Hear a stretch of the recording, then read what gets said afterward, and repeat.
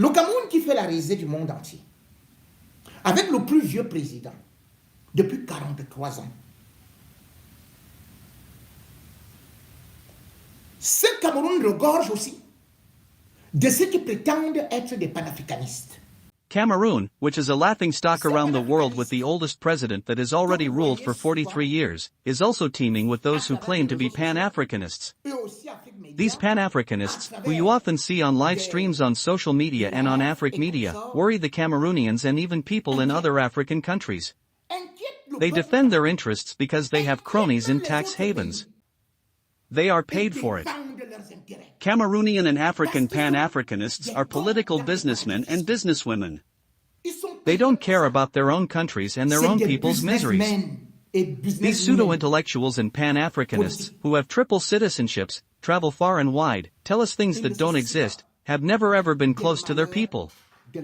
They are always at the dining table or next to the feeder. Ces intellectuels de façade, ces panafricanistes, qui ont les triples nationalités et qui voyagent à gauche et à droite, qui vont vous raconter des choses qui n'existent pas, n'ont jamais été à côté des peuples.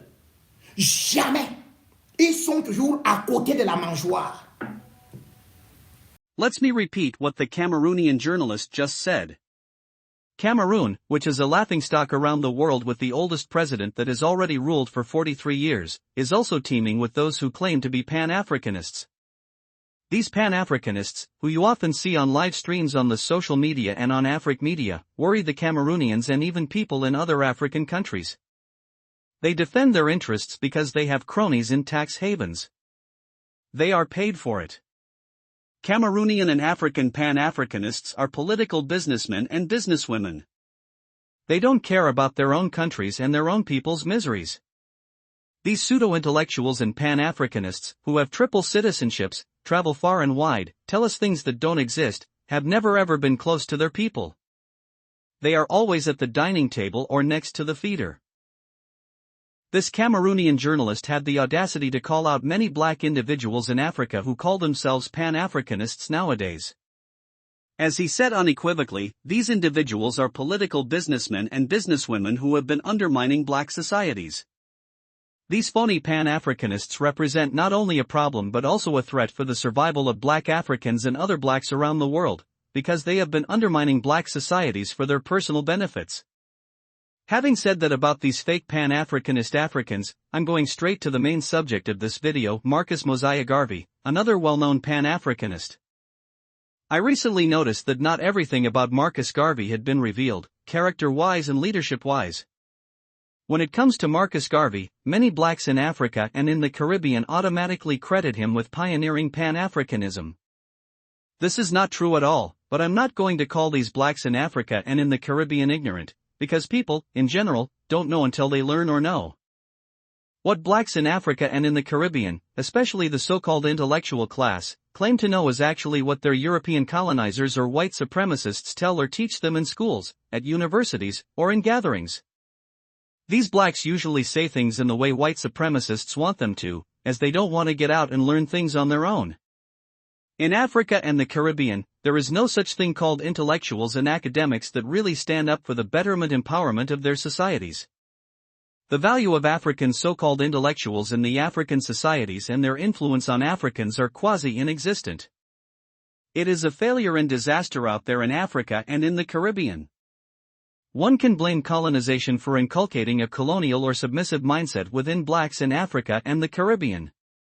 Even in the 21st century, nearly 100% of blacks in Africa and in the Caribbean continue to believe that white people invent everything or Pan-Africanism has good days ahead because the white supremacists told them so.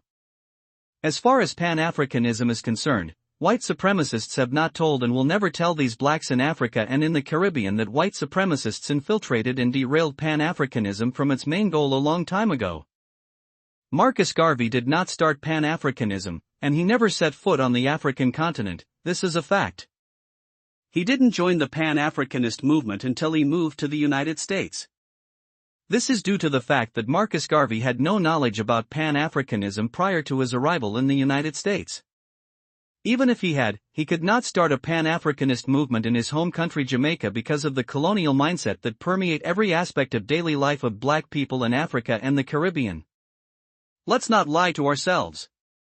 Pan-Africanism did originate in the United States, and black Americans who, nowadays, called themselves Foundational Americans or FBA started the Pan-Africanist movement.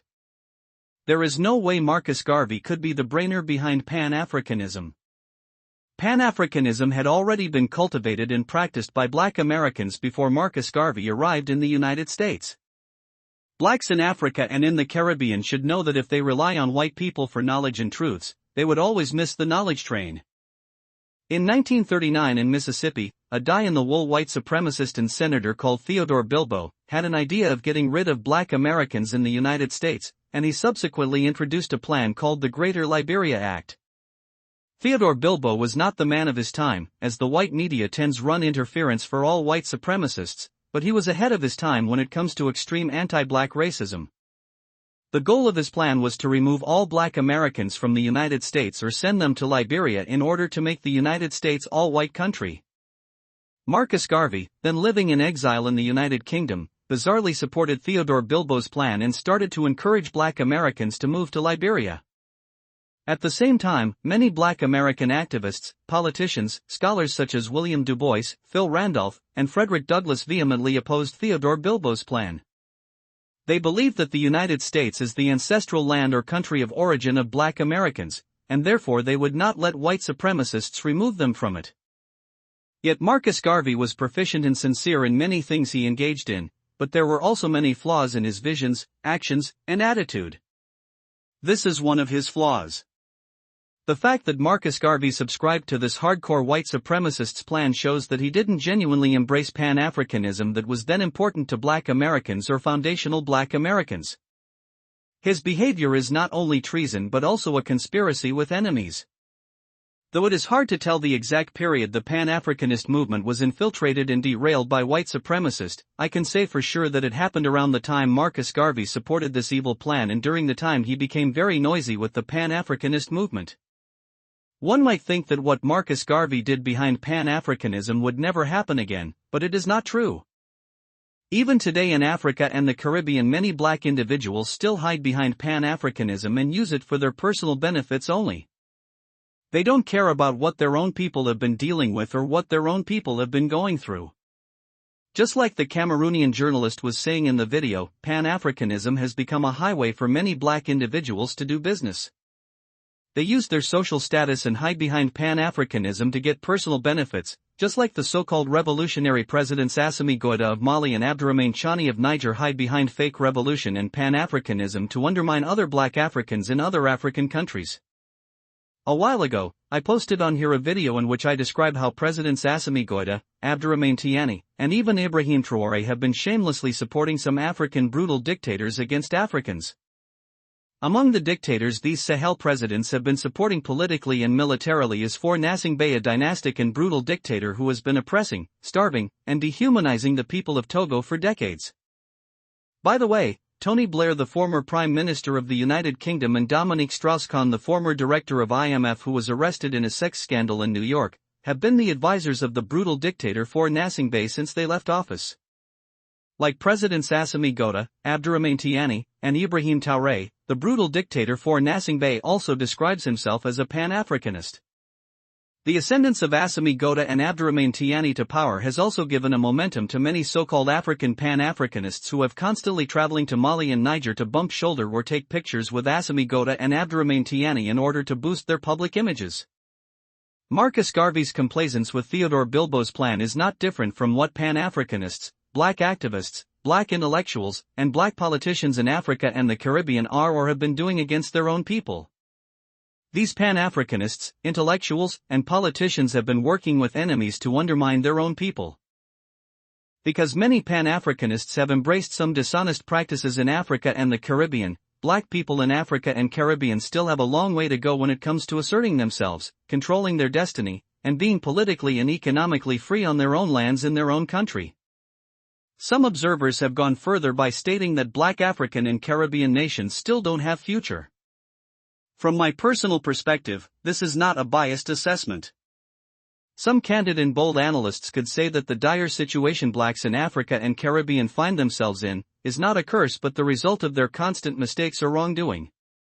As the great and late Malcolm X said, the future belongs to those who prepare for it. Respect is not something you earn but something you impose, they say. It is imperative blacks in Africa and Caribbean reverse their dire situation or regain their dignity that has been violated for centuries by Europeans or white supremacists. Blacks in Africa and Caribbean should consider these. They must learn from their own people, who are not corrupted and are genuinely pro-black. They must stop fleeing or abandoning their ancestral lands to foreigners. And finally, they must have the warrior or revolutionary mindset and also inculcate it in their children, like Black Americans or foundational Black Americans do. It is important to understand why I brought Black Americans in this picture. Black Americans, no matter what blacks in Africa and Caribbean think of them or what grievance they have with them, are unique. Their identity is built on resistance, not on submission. Black American are not stoical like blacks in Africa and Caribbean. Despite the fact that they live in close proximity with white supremacists, are outnumbered, are oppressed systematically, and deprived economically by white supremacists, Black Americans have a collective warrior mindset that prepares them to fight back hard and sometimes sacrifice their lives to defend their dignity. Not just that. Black Americans value solidarity or mutual support among themselves, and this is why they started the Pan-Africanism movement as an avenue to reach out to other black people worldwide. Contrary to blacks in Africa and Caribbean, Black Americans don't hesitate to call out traitors in their communities or even excommunicate them. Contrary to blacks in Africa and Caribbean, Black Africans prefer to learn from their own kinds they trust, and they don't wait for white people's approval before they do things that are important to them. Unlike blacks in Africa and Caribbean, Black Americans, collectively, are not inclined to abandon or flee their ancestral land for better opportunities in life somewhere else. I personally have seen these things among Black Americans, so nobody can make me unsee what I saw. It is important blacks in Africa and Caribbean copy from Black Americans all the good things or at least their revolutionary and solidarity mindset that enable them to deal with the barbarians and also thrive. Black Americans fight against barbarism or white supremacy would be over a long time ago if they lived or had their own country that is governed by their own kinds, like blacks in Africa and Caribbean have. Pan-Africanism was dead a long time ago when some black individuals in Africa and in the Caribbean joined it or practiced it with bad faith and different agenda. Black people outside the United States, especially in Africa and the Caribbean, have to do better and stop using Pan-Africanist for their personal benefits. Africa and the Caribbean have a lot to gain by copying many good things from Black Americans, also known as foundational Black Americans nowadays. Contrary to blacks in Africa and the Caribbean, the collective mindset of Black American is about solidarity. Most importantly, their identity is built on resistance, not on submission. As the delineation movement of Black Americans has started, it will expose further the phony and fake Pan-Africanists who use Pan-Africanism to undermine their own kinds or do personal business. As the old saying goes, you don't have to open any door for the truth. It will always come out on its own whether the door is locked or unlocked. Le Cameroun qui fait la risée du monde entier, avec le plus vieux président, depuis 43 ans. Ce Cameroun regorge aussi de ceux qui prétendent être des panafricanistes, qui plutôt, au lieu de leur pays, sont concentrés à aller donner des leçons de démocratie en Côte d'Ivoire. À Alassane Ouattara. Alassane Ouattara qui pourtant ne fait que copier Paul Biya. Donc au lieu de critiquer le maître, ils vont plutôt critiquer le professeur. Ces panafricanistes que vous voyez souvent à travers des réseaux sociaux, et aussi Afrique Média, à travers des lives et consorts. Cameroon, which is a laughingstock around the world with the oldest president that has already ruled for 43 years, is also teeming with those who claim to be Pan-Africanists. These Pan-Africanists, instead of focusing on their country Cameroon, go out lecturing about democracy to the president of Ivory Coast Alassane Ouattara, even though the president of Ivory Coast is merely copying the dictatorship of the Cameroonian president Paul Biya. So, instead of criticizing the master, they criticize the professor. These Pan-Africanists, who you often see on live streams on social media and on Afric media, worry the Cameroonians and even people in other African countries. You will find these Pan-Africanists alongside the military rulers in the AES bloc, and you will see them giving strategy lessons to other countries. But, in their own country, where Paul Biya is, what are they doing? They prefer to attack the dictator Paul Biya's political opponents like Isat Kairoma. The latter has become a thorn in their side. It's the same Pan-Africanists who support the junta chief in Niger, General Chani, although Chani himself had protected the previous and dictatorial regime of Mohamed Bazoum in Niger. General Chani used to work right in the palace under Mohamed Bazoum, but these Pan-Africanists are applauding General Chani as if he fell from the sky. General Chani in Niger is a good person in the eyes of these Pan-Africanists, but Isat Kairoma, who held a ministerial post in the government of Paul Biya in Cameroon, is not.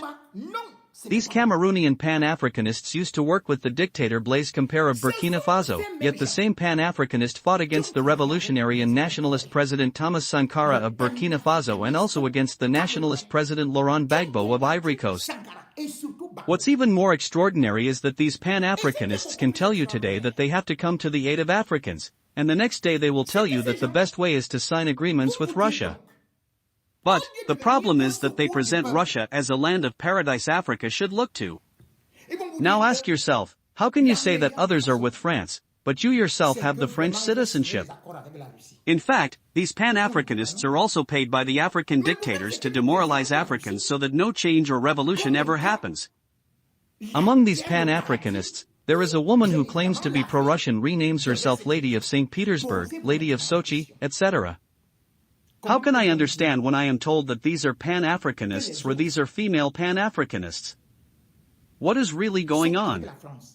The female Pan-Africanist, who renames herself Lady of Sochi, once came back in Cameroon and then associated herself with the CEO of the CNPS, who happens to be the nephew of the dictator Paul Biya. This CEO bought Lady of Sochi a plane ticket and many other things that include a soccer ticket that allowed her to go see the European Cup finals. Lady of Sochi is one of these Cameroonian Pan-Africanists who often accuse people of being pro-French and talk about France. I seriously think there is a problem here. How can Lady of Sochi be a Pan-Africanist and yet she resides in Switzerland? Which country is doing wrong, and what country has been protecting the dictator Paul Biya like Switzerland does? Why hasn't Lady of Sochi been talking about or attacking Switzerland also? The dictator Paul Biya of Cameroon has been frequenting Switzerland since 1969. The late dictator General Abacha of Nigeria left his entire fortune in Switzerland. The late dictator Mobutu Seko of DR Congo looted his country on a large scale and stashed away billions of stolen dollars in Swiss banks. The dictator Paul Biya bought entire neighborhoods and many clinics throughout Switzerland. And when he had stayed in Switzerland for 4.5 years, he spent $188 million. Why don't Cameroonian Pan-Africanists criticize Switzerland, which granted citizenship to Paul Biya's wife, Chantal Biya, and his daughter, Brenda Biya? How did the female Pan-Africanist Lady of Sochi end up mingling with the nephew of Paul Biya? Cameroonian and African Pan-Africanists don't encourage their fellow Africans to rise up, because they also benefit from the African dictatorial regimes, at the expense of the majority of Africans. They defend their interests because they have cronies in tax havens. They are paid for it. Cameroonian and African Pan-Africanists are political businessmen and businesswomen. They don't care about their own countries and their own people's miseries. These pseudo-intellectuals and Pan-Africanists, who have triple citizenships, travel far and wide, tell us things that don't exist, have never ever been close to their people. They are always at the dining table or next to the feeder. Paul Biya achète des quartiers tout entiers, des cliniques en Suisse. Paul Biya est resté en Suisse pendant 4 ans et demi, dépensant 94 milliards.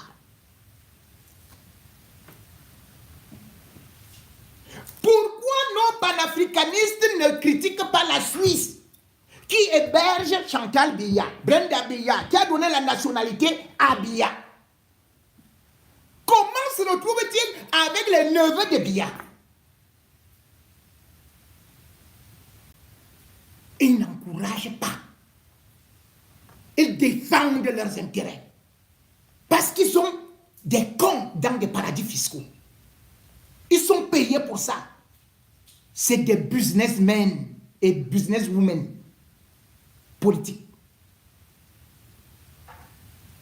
Ils ne se soucient pas des malheurs de leur propre pays. Ces intellectuels de façade, ces panafricanistes qui ont les triples nationalités et qui voyagent à gauche et à droite, qui vont vous raconter des choses qui n'existent pas, n'ont jamais été à côté des peuples. Jamais. Ils sont toujours à côté de la mangeoire.